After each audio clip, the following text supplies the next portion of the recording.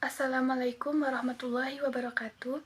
Saya Calina Vivin dengan NIM 2122048 ingin menyelesaikan ujian UTS ke Minangkabauan, yaitu soal yang pertama, mengapa adat Minangkabau itu menganut sistem matrilineal?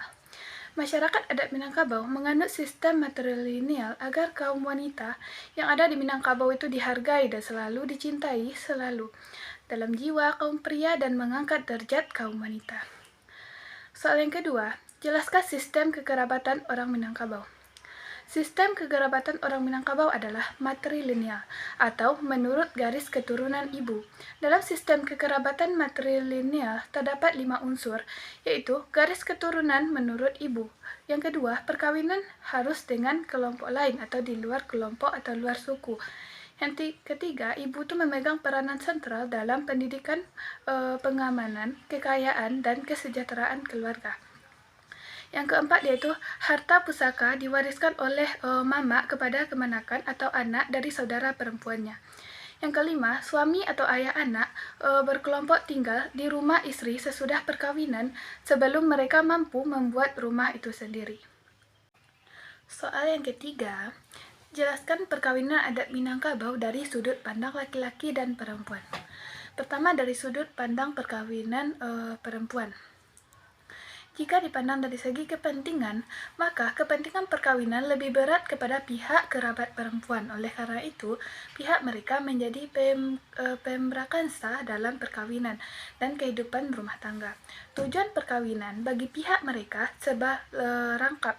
Pertama-tama, ia melaksanakan kewajiban yang merupakan beban hidup yang paling berat untuk menjodohkan kerabat mereka yang telah menjadi gadis gadang atau gadis dewasa, yang tidak segera mendapatkan jodoh yang akan menimbulkan aib seluruh kaum. Perkawinan seorang gadis dapat digunakan untuk menaikkan martabat kerabat atau kaum. Perkawinan juga dapat digunakan untuk perkokohan hubungan sosial antara kerabat, antara sahabat, atau untuk penyambung pertalian yang telah lama putus atau hubungan yang telah lama renggang.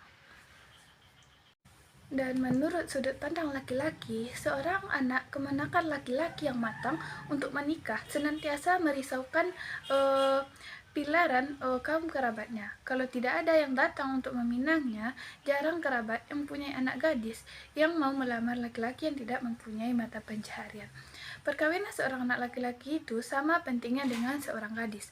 Menantu atau memilih jodoh serta persetujuan atau mengadakan perhelatannya merupakan tugas kaum kerabat. Di samping itu, ibunya laki-laki juga mempunyai peranan penting dalam memilih jodoh. Baik jodoh bagi anaknya, biasanya laki-laki akan takluk atau atas kehendak. Soal yang keempat, tulislah filosofi rumah gadang serta jenisnya dan jelaskan fungsi rangkiang. Yang pertama yaitu gonjong.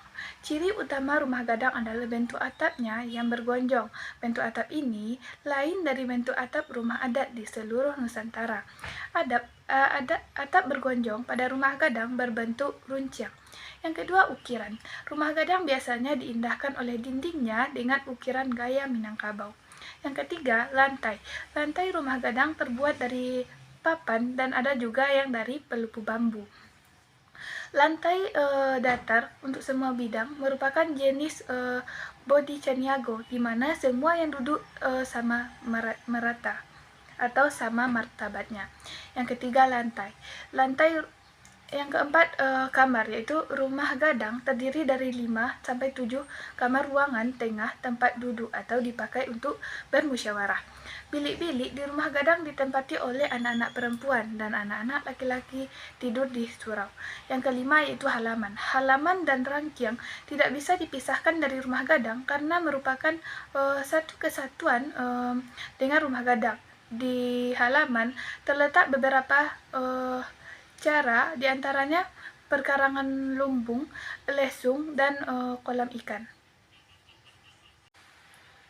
Fungsi rangkiang yaitu tempat penyimpanan padi yang akan dijual untuk dimakan sehari-hari, penyimpanan padi cadangan yang akan digunakan pada musim paceklik, dan penyimpanan padi yang akan digunakan untuk benih.